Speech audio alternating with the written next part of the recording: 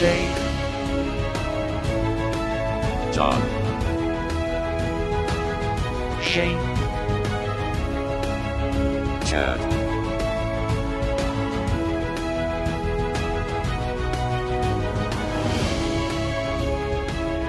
these Sci-Fi Guys.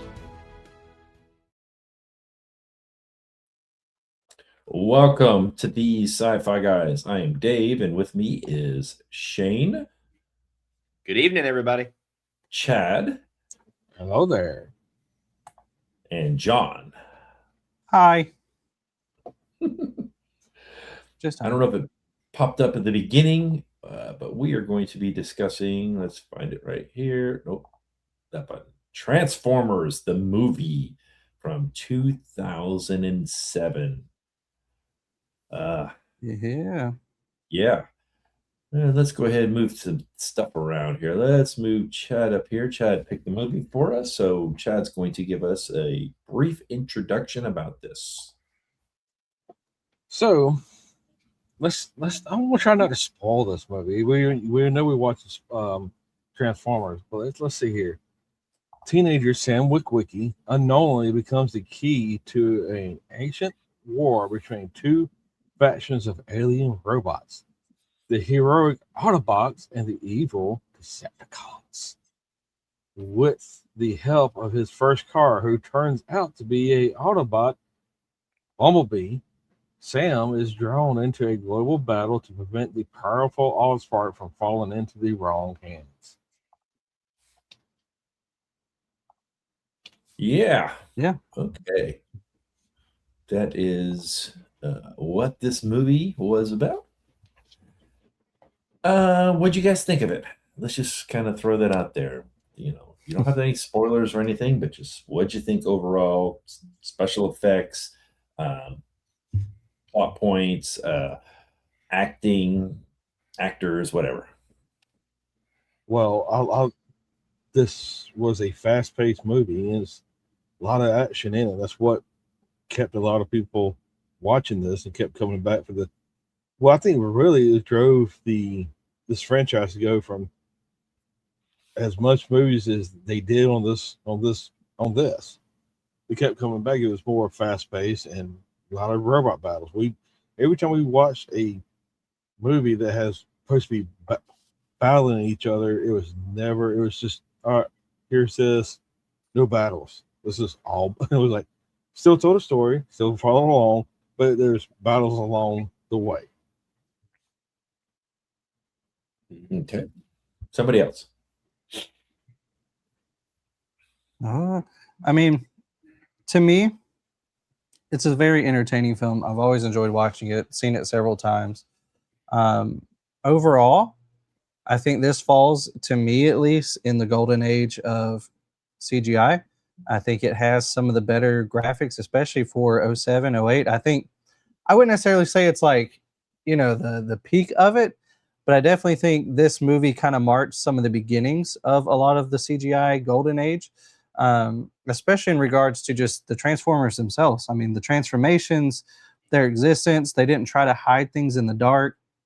They involved things with motion in different realistic scenarios. Well, realistic for this film at least, but I mean, like in cities, in locations. And so to me, it really is some of the best that there has been. And I think the Transformers movies, at least in terms of CGI, set the pace for a lot of other films. Now, there's a lot of other qualms that we can have, and there are a lot of qualms I have kind of going back and watching it and just little things I could nitpick all day. But it's entertaining, and I love that. And it had really good CGI, and I love that. And of course, we cannot forget by any means Optimus Prime's voice. That is just they brought the original guy back. Mm-hmm. I know, but it's so good. But it's in crispy HD audio, and it's delicious. It's hi-fi. It's not lo-fi. Mm-hmm. Yes, definitely agree. Wasn't this actually the first quote unquote live action version of Transformers? Mm-hmm. Yes. Okay. Yes. Really, I think they did a great job with it. It's very much your classic Michael Bay feature where we're going to have a lot of explosions, a lot of fast-paced battles, everything. That's what Michael Bay does, and he's good at it. And this movie definitely hits that. There are some things that we'll talk about later that I kind of wish they would have done to make it a little more true to the original, the cartoon, the movie, things like that, the cartoon series. But overall, really good movie. To me, it did not feel as long as it was. Everything really kept your attention. It was very, as we've said, very fast-paced, very action-packed. I do think the CGI was really good. I even thought, really true, that the storyline was pretty good. It was more focused around the battles, but I mean, you have giant robots fighting each other. I mean, what else are you going to ask for? One thing I will say, I think this was a very, very star-studded cast. It had some big names everywhere, and I think that showed in the quality as well. Autobots, roll out. Autobots. Yep. Yeah. We'll mention also one musical thing that I thought was interesting. Did y'all ever hear the original Transformers theme song? Yes. You mean from the Generation 1? From the cartoon. Yes. Yeah. Okay. Yeah. Are you sure? That felt like a loaded question. Are you sure about that? So the composer, his name is Steve, and I'm gonna butcher this last name. Jablinski, something like that. Anyway, he made it a point to not use the original Transformers theme. He wanted to do something new. One interesting thing also, when we talked about star-studded cast, it was also a star-studded production crew. Hans Zimmer was the executive producer on the movie score. So you think about that. Hans Zimmer, who's written so many huge music scores, was part of this one too, which is also one of the reasons it did so well. Well, actually, I may have. Let me see. Let me try this.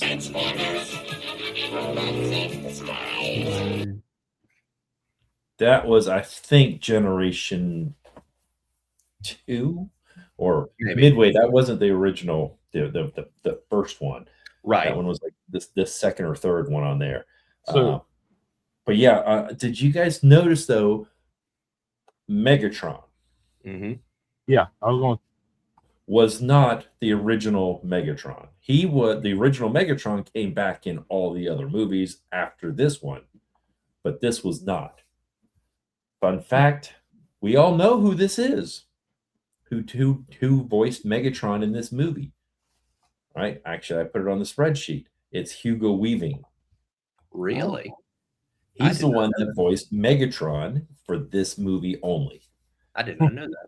Yeah, all the rest of them went back to the guy, just like they had David Cullen. Yeah, Cullen do Optimus. They went back and got the guy that did Megatron previously. But yeah, he was not available, or they wanted to go. I'm sorry, I remember reading about this. They wanted to go a different way with Megatron. They wanted to make him more sinister, more this and more that, and the fans complained. They liked the Hugo doing it, but they were like, it's not the same. No. So that's why they ended up going back to it for other movies. The thing is, I want to hit on some music, and I'm sorry, Shane. Do it. The group Linkin Park, this was one of their biggest feature films. They was coming back. This is their third album coming out. They've been out for maybe a couple of years, and this was after Hybrid. This was their third coming out, and it was big for them. It made Linkin Park, who they just sealed them into this. In this, like you watch Scorpion King, Godsmack was the main headliner of that movie. Mm-hmm. And I loved how the music did it in this film. It wasn't just they used it in the right spots sometimes. Mm-hmm. They did, and just to piggyback on what you're talking about, Michael Bay liked Linkin Park so much that he continued to use them so much. He really dug them. He really dug that band. Chester, the lead singer, was a great person. Mm-hmm. Yep, I agree. Yeah, my thoughts on this movie was I'm a little different than you guys. I mean, it was enjoyable. I'll tell you that. I will admit that it was enjoyable. Some of the things I had a lot of trouble with how long it takes them to transform. It was like, really, come on, this is taking forever. If you actually needed to transform it, when Optimus is transforming right in front of Sam, and it's like, dude, I was watching my watch. I was like, come on, let's go. This is getting ridiculous. And then when he's on the interstate, and then he's getting ready to go against, what is it, Bone Crusher? All of a sudden it's just like, boom, boom, boom, boom, and then now he's Optimus Prime. So I'm like, dude, you guys need to make that, let's standardize this here or something. Was a nostalgia effect the first time. You needed to get the full. I think that's what it was. It was how Michael big Bay. he was, and the music building it up, and everything. Yeah, it was Michael Bay being Michael Bay. I Yes. mean, that's just let's just be what it is, And I don't know.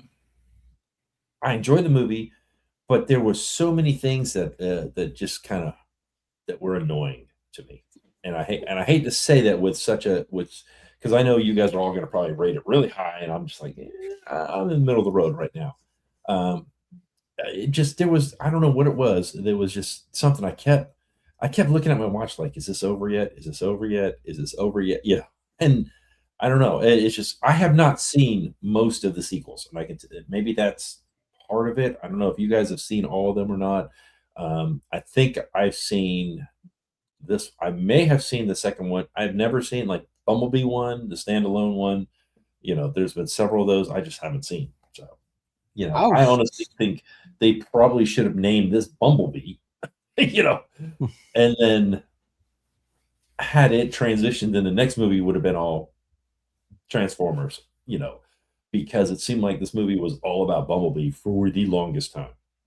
Fun fact, General Motors was going to cancel the Camaro right before this movie. They were getting ready to, and they were like, hey, we need a car that, and they were like, we want this. And then General Motors got on board, and they were like, hey, is our last ditch effort, let's try to get the sales up of Camaros. Here, have this yellow Camaro. And it's like, okay, Take it. I mean, you notice every one of the Autobots was a Chevrolet or a GM product. Yeah. You notice the big truck was a GMC truck. Pontiac is owned by GM. Yeah. What? Why did they go with a Pontiac? I mean, Pontiac 2 years after this movie went out of business. Movie went out. Pontiac went out of business. Jazz should have been an exotic car or something, but I get it. They were using all GM cars. But if I remember right, in the original series, Jazz was wasn't he like a Porsche 911 or something like that, But I get it. They didn't want to spend the rights to have the name of the vehicle and all that. Yeah. But yeah, wasn't it weird though that it was a Cadillac dealer with a Pontiac inside? Well, yeah, most of them you had, it was Pontiac Cadillac. It was never Chevy Cadillac. It was always Pontiac. They wanted a name brand they weren't focused more on Cadillac. They didn't want to have Cadillac, Chevy, and GMC. It was just Cadillac and Pontiac. Pontiac was the baby sister of the. Yeah, I always thought when I was growing up, it was always Buick and Pontiac were always together. Cadillac was usually standalone by itself. Yeah, because it was the upper echelon of General Motors vehicles. But anyway, we could talk about that all night long. Let's not. Let's go ahead and rate this. What about this? What about Megatron? Never transformed into the gun. In the cartoons, Every time he transformed into the gun. It was never the robot. Right. Well, I'm sure they wanted to do something different. You know, we watched Transformers 1986 here. Transformers the movie, or what was Transformers the 1. actual? No, it was called Transformers The movie. Transformers the movie. That's the actual title. Yeah. The Transformers the movie. Which was like, really, why'd you put the first "the" on there? But we discussed that one last year and how everyone hated it because Optimus Prime was killed off. Yeah. And for a while there, you thought maybe that was going to happen in this movie, but luckily it didn't. Although I did just read recently that they're getting ready to re-release that movie, the original 86 cartoon, with absolutely new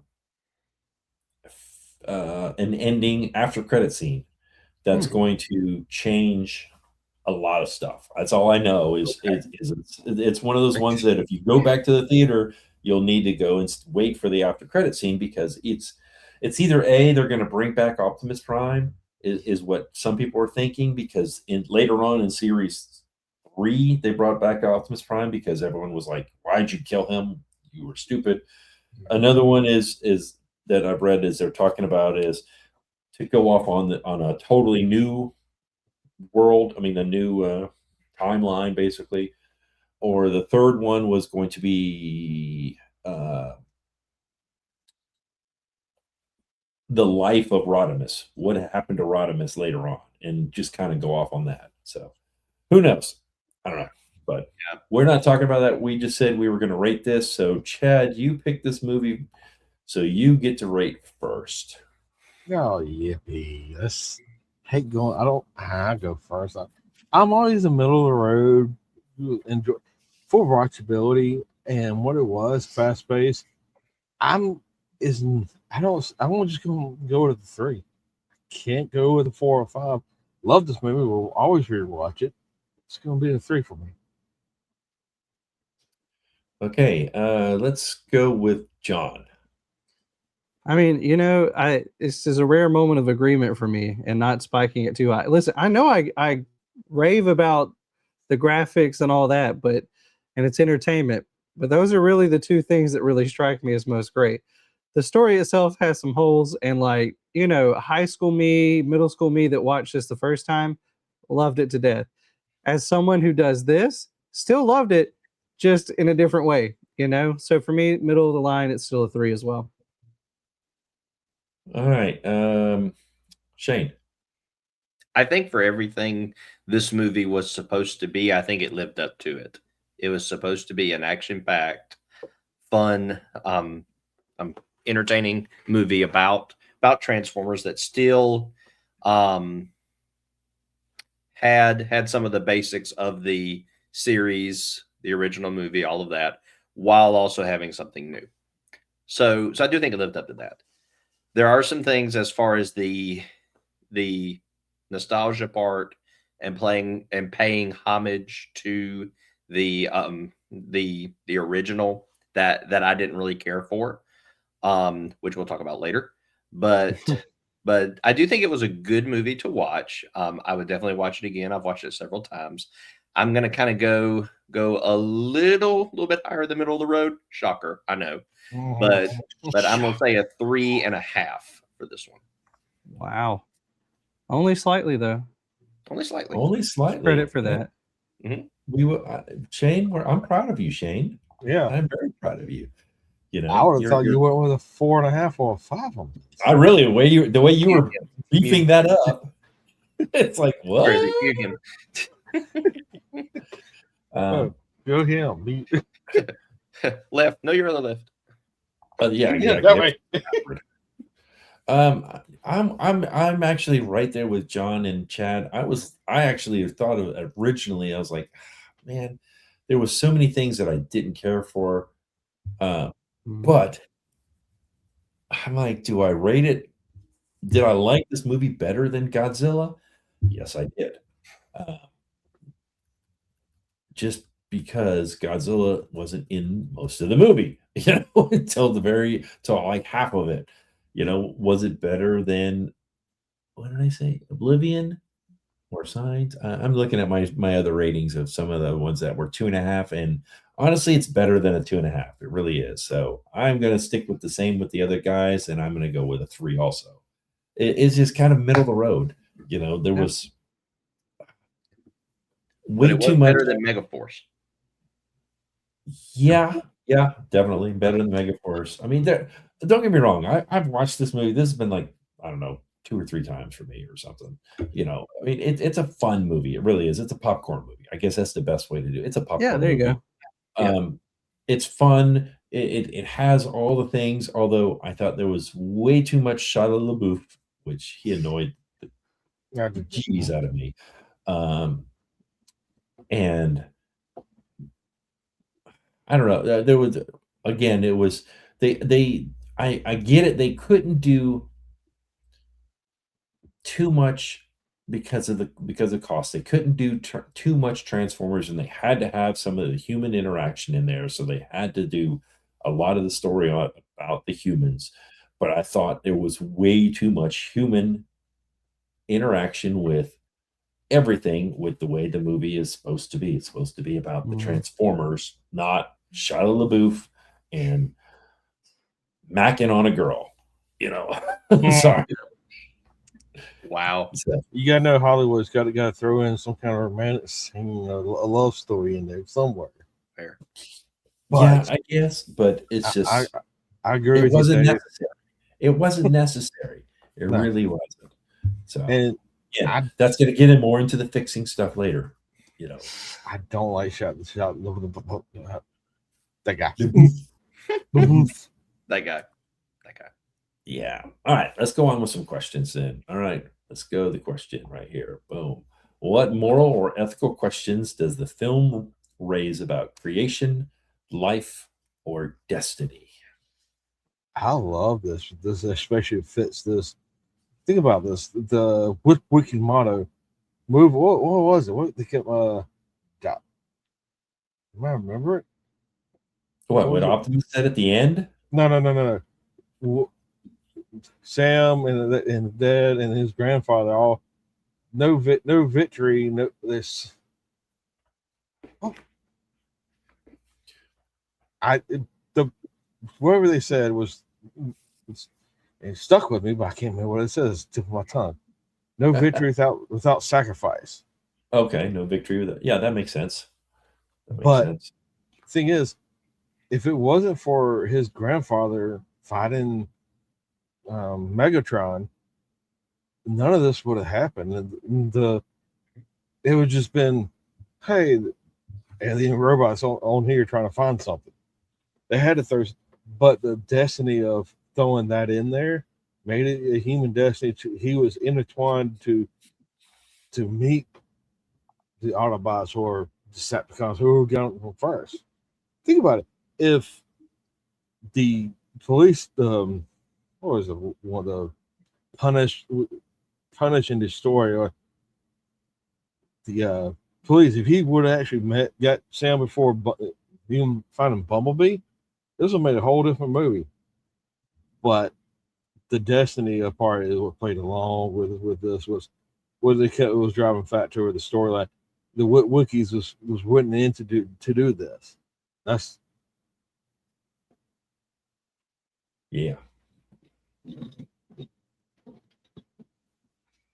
I mean, you also the destiny idea. I think this whole idea that, well, you have this war going on. They land on Earth. That's a destiny in of itself. But the fact that Bumblebee chooses old Shia, kind of from the get-go, blows up the other cars in the parking lot with some sound and all of that other stuff. So it's like, really, did he have any choice in getting wrapped up in all this?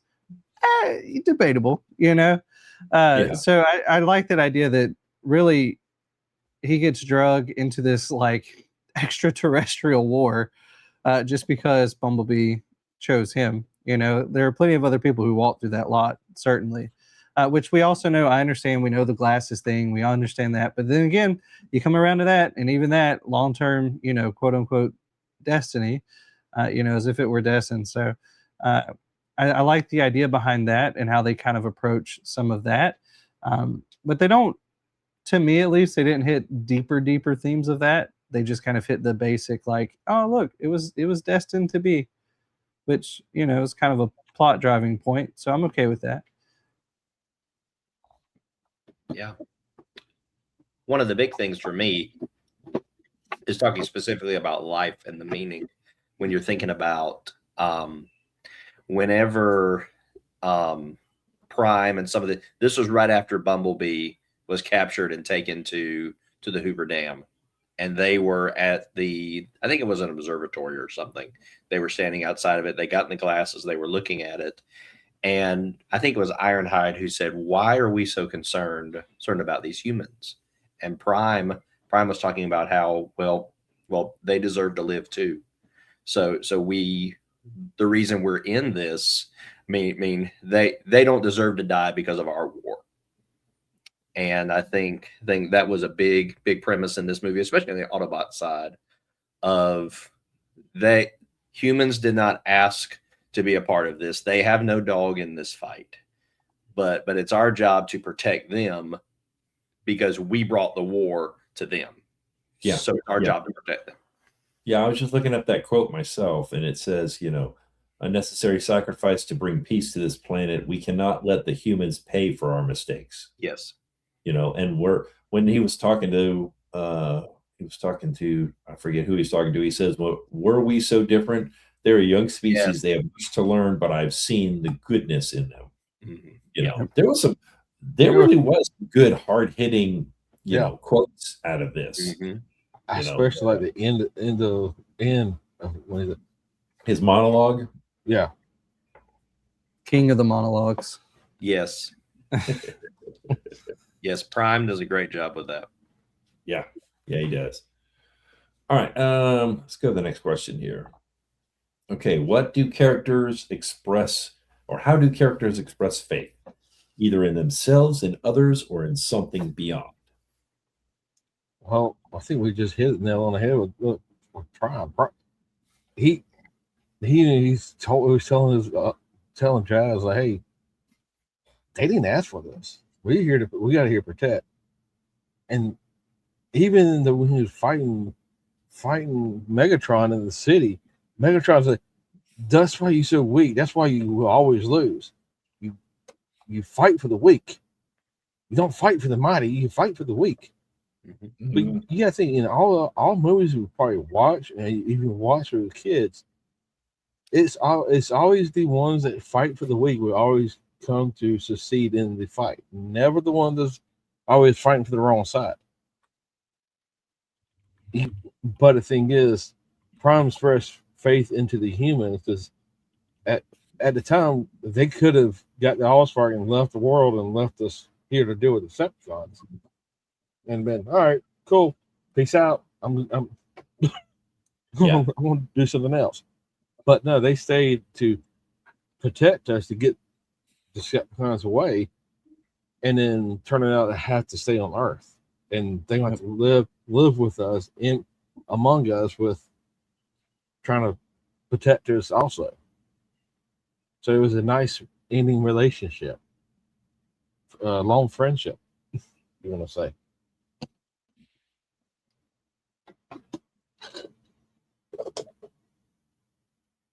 Yeah. Anybody else have anything else? I think I say not really on that one. Yeah, that covers it. There's not a lot on that one that's specifically there. All right. Well, this is something I know we're all dying to do. Indeed. That's right. We are going to. We rated it in the middle of the road, so it's fix or improve. But what are we going to do to either fix or improve this movie? Just jump out there, throw whatever you want to jump. Take the romantic part out. Leave. I agree, 100%. It don't need it. I get that he was in high school and you got to throw something in there, but dude, he was creepy. He was creepy the way he was stuck. I was like, oh my goodness, Oh, see, I don't. I get this. I don't like the actor anymore. I used to be okay with him. What came out, I don't like the news that came out years ago about him on set. So I don't like him no more, and it's just me. But the thing is, he was very creepy on her, and creepy no matter what. Yeah. So, well, and I mean, I loved his parents. I thought his parents were hilarious. I thought they were great. If you're a parent and you want that much of your everything is about appearance and all that, why are you going to let him buy that piece of junk Camaro that blows black smoke everywhere, and you're out there, don't step on the grass even, and it's like, okay. Well, I get that. He's got to start from somewhere, and I think why the patches? You get him a car. Okay, you could have gotten him a Corolla or something that's just not a Camaro. Yeah, I don't know that whole thing with how he ended up with the car. I mean, change up. I think they should. I get it where they're chasing him and looking after him and all that, but I miss. All right, here's what I would fix. One, the characters need to look a little bit more like the characters on the cartoon. Face, mainly the face. Optimus's face just looked so off. It was bugging me. Megatron, really, I couldn't stand the way he looked. Starscream, hated it. I mean, I understand now you're an F-22 compared to an F-15 before, and I get that, but they could have done something where his legs looked goofy when he was just standing there, Yeah. Just kind of tweak the way that they transformed, and don't make them all Chevrolets. Have a variety, and if that is one thing that was bad about the original toy line. It's supposed to be, they're Autobots in disguise, they're Transformers, Autobots in disguise, or whatever the thing was. They were always like, other than Bumblebee, they were always like, there was very few that were normal looking vehicles. They were always like Lamborghinis or Porsches or something. Yeah. Well, if you're gonna ride in style. I guess so. I mean, I enjoyed the whole, how they came to Earth and all that, and I thought it was cool how Bumblebee ended up changing his look from the old Chevrolet to the new Chevrolet. That one was the Camaro. That was pretty cool. And I kind of like the whole using the radio. I thought that was very clever. But okay, one of my biggest pet peeves, and this really bugged me, is where did that little scorpion transformer? It came out of the helicopter, didn't it? It came out of Blackout. Okay. The only transformer that I remember that could actually bring other ones was Soundwave. The Soundwave which had all the multiple ones. So Soundwave was not in this. That's what I'm saying. They should have introduced Soundwave, and then he could have ejected out the Scorpion while they were flying past it, or whatever. And then when you're downtown, that little annoying Nokia or whatever in the heck it was that kept transforming and stuff. That would have been a great one for, then you could have had him contacting Soundwave on that special frequency, Yeah. I don't know. I guess if you've got the classic people, and there should have been a lot more of the Decepticons. Mm-hmm. You didn't see enough of them. You saw, love the police car. Did you guys notice the writing on the side? Punish and imprison, or punish and destroy. Punish and enslave. Instead of to protect and serve. So I was like, that's clever. That was really clever. The thing is, both manufacturers, Ford and Camaro, use this to put up the new line. Mm-hmm. That Mustang was the newer look for the Mustang. First of that body style. Yeah. So I don't know. Am I the only one that had this many? Me and Chad are the only one. You guys, John, I you guys agree. just taking it all in? I agree totally with Dave. It needed more of the original in it to me. I think they tried to go a little bit too far into having them look differently, having them sound differently. I'm thinking about even the Decepticons. A lot of them did not really even talk. They just growled and snarled and all this kind of stuff. And you miss some of that sinister nature that they had whenever they were the old way, whenever they were talking and conversating and everything. I was not a fan of the body styles when they transformed into the robots. I thought it was too much. It looked clunky to me. I would have liked to have seen it closer to what the original was. And honestly, I would never knock anything that Hans Zimmer had his hand in as far as music goes.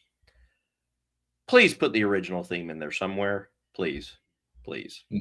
Yeah. Whether it's a version of it, a variation of it, whatever.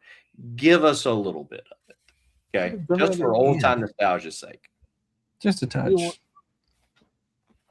Thing is, it's like I would have loved to see Megatron transfer into the gun, and but it wasn't originally he transferred the gun and Starscream did it. Was it, or was it usually Starscream? But it could have been any of them. Yeah, Starscream. Even when he was Galvatron and he turned into a tank, that was cool. Yeah. Or Galvatron was really more of a he turned into like a tripod gun. But the toy line, they actually later series they actually made him turn into a tank. Wasn't it when we watched Transformers 1? Didn't that he turn into a tank? He did. So, I would have liked to have seen that rather than the flying thing he was. But I guess in the defense of the movie is he hadn't been around any vehicles. Megatron hadn't. So, because he was frozen in ice. So the first thing, that was the first thing he saw was what happened there. So that was probably him and his. Can't even think of the name of the planet. Whatever it was, their home planet. Cybertron. Yeah. So it was more of a Cybertron look. But think about it, he's going from the Hoover Dam to the city. He could have found something. He could have, but I think he'd never in this series of movies. He never really took shape form of another vehicle. He just he stayed what he was. Yeah. Until, and I can keep going. The movie goes up and then goes down. So it's. But the thing is, I agree. It needed to be more because the thing, the Decepticons were winning the battle at Cybertron. There, you saw Blackout. You saw all this. You saw 4 or 5 of them. Where are the rest of them? I know they're hiding on planets, but why wouldn't they just all come down here to find Megatron and find the Allspark instead of just we're gonna have these 4 or 5 down here and then it's this. That's what it is. That's true. See, for me though, if we look at the film as a whole, we can nitpick to improve, and y'all have handled a lot of what I would anyway. But realistically, for me, I need 2 things. Number 1, I either need this to be more military or less military, one or the other. I don't care which.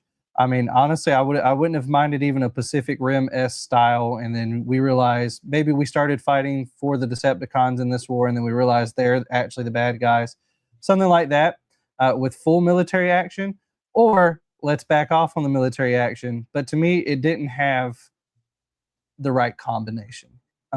Which in a sense, I almost also in a way would have preferred because of that. Let's back off. Let's make this an 80s Captain Lennox, I thought he was great. And then same with the Tech Sergeant Epps, that was the black guy. I thought Well, it's both of not them that they were weren't awesome. great. They're just No, I thought not enough. that storyline, they should have just followed them. Get rid of the LaBouffe guy completely, Yeah. you know. And see, I'd just have been find down out, with that. you know, Yeah. I think a story like that would have been so much better. It would have had more action in it, and then it would have been, okay, what are they trying to do? And then instead of having MIT people that all of a sudden just figure it out of the blue, you know, to, okay, here's what the military, and they figured it out, you know. I think it would be fun that way, you know. I think you'd tell a better story too. And then Yeah, but see, to me, it's that, or you go 80s campy style, not too campy, but almost where like you drop us in the middle of a fight where the kid's just everything's going on around him, freeze frame, narration. Hey, that's me. Let's start at the beginning. I don't Oh, that'd care be how cliche that is, but I would have That'd be taken fun. that 80s style, the piano synth intro to Everybody Wants to Rule the World. We roll into their street with them on a bike, hit that. But we don't finish the song on the intro. We finish the song after the final battle. And Everybody Wants to Rule the World. And then, he's standing with the Autobots. I think either fully leaning into, hey, we know the time period this was from, let's roll with that, or let's just make it, full on military, like we said. I'm fine with either one of those routes. But to me, those are better improvements over what we got, because they tried to do both, and to me, that did not work. yeah, I think they just slightly missed the mark. I think Shane said that earlier. They tried too much nostalgia and too much new stuff, and pick a lane. Pick one. Either go nostalgia or go new. Period. Yeah, I would say that even with the music too. When you're thinking about, I thought the score was great, but I would have liked it to either have leaned more heavy into that, or let it lean more heavy into that real kind of heavy rock style. Like lean more into that and just go in hard with it, or keep it more. You got the touch. You got the power. Yeah, right. Bring that one back. No, I'm kind of glad they didn't bring that back. Yeah. That was Prime would have to die if they brought that one back. Yeah. I mean, I was sad that Jazz died. I mean, but I get it. They wanted to kill off a character, and hey, it's kind of fitting. Killed off the Pontiac, and Pontiac goes under like 2 years or a year after this movie finishes. So, yeah. Somebody has to die in a Michael Bay movie. Somebody has to. Yeah. But yeah, I guess that's it. I guess we fixed it. We've reviewed this movie. And not all, everyone out there, not everything is going to be a Guardians of the Galaxy or Project Hail Mary or these fantastic movies. Although when this movie came out, I loved it. But going back and watching it and reviewing it, this is when I started to be like, oh, okay, well, what about why? Those are the questions you start asking later on. And then you realize, oh, how different this is than what you remember as a young kid. I mean, we'll throw back Megaforce. I watched Megaforce when I was a kid, and I was like, oh man, I can't wait to get that. And then I go buy the DVD, and then I watch it, and I'm like, it's not as good as I remember. So For sure. So Transformers to me is kind of the same way. So. All right, everyone, until next time.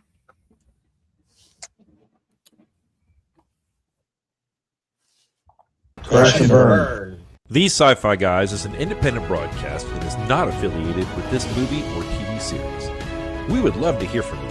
Please contact us by leaving a comment below or by emailing us thesciFiGuys@gmail.com. Like, subscribe, or share this podcast with someone else who enjoys science fiction. Subscribe or be vaporized.